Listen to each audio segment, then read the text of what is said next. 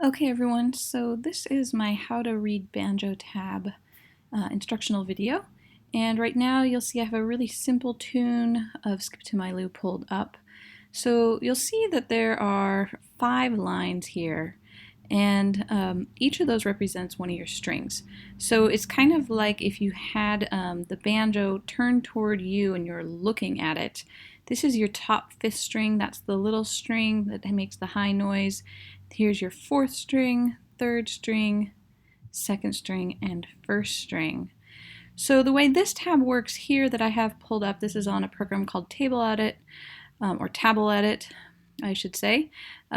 You'll see a little 0 looking thing over this 2nd string. That means you're going to just play the open 2nd string. You're not going to fret it down on any of those strings.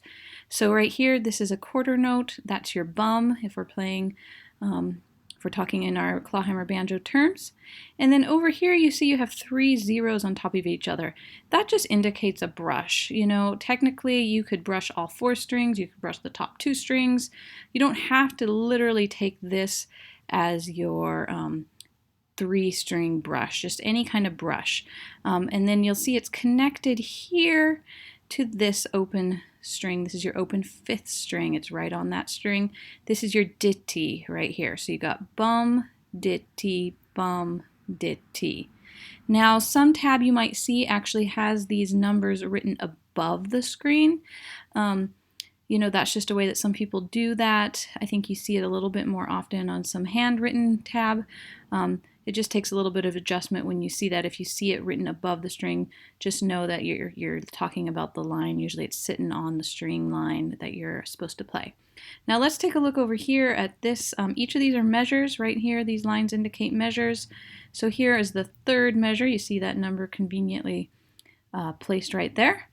So here we've got a 2 on the 3rd string. So what that means is you're going to fret down the 2nd fret of the 3rd string. And again, here's just this straight line indicates a quarter note usually. And then here we've got notes on top of each other, so interpret this as your ditty, your brush.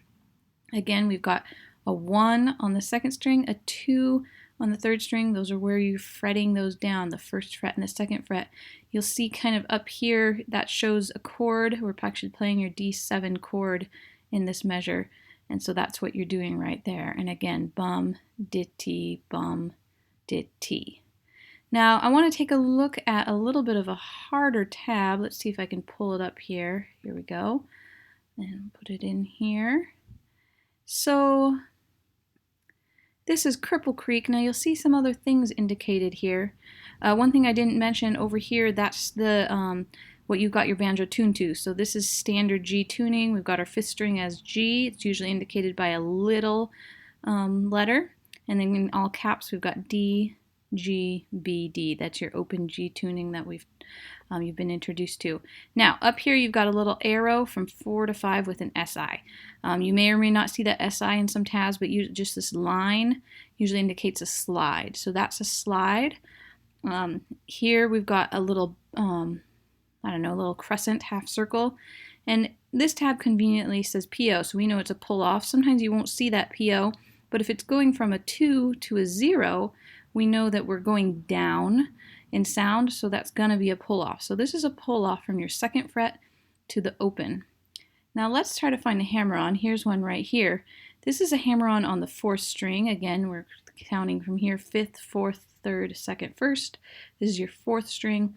Again, sometimes this conveniently has an H for a hammer-on, but if it just has a little line, the way you distinguish that between a hammer-on and a pull-off is if it's getting larger numbers. That means we're going up in fret, up in sound. That's going to be a hammer-on. So here's from the open fret to the 2nd fret. Now, if you haven't been introduced to hammer-ons, pull-offs, or slides yet, don't worry about that.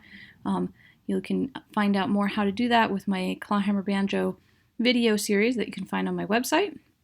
And we'll walk you through all the essential elements for playing clawhammer banjo.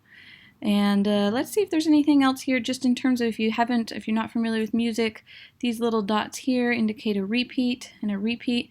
Usually with banjo tunes, what we do is repeat what we call the A part, which is a certain melody here. repeat it a couple times, and then go on to what we call the B part and repeat that a couple times.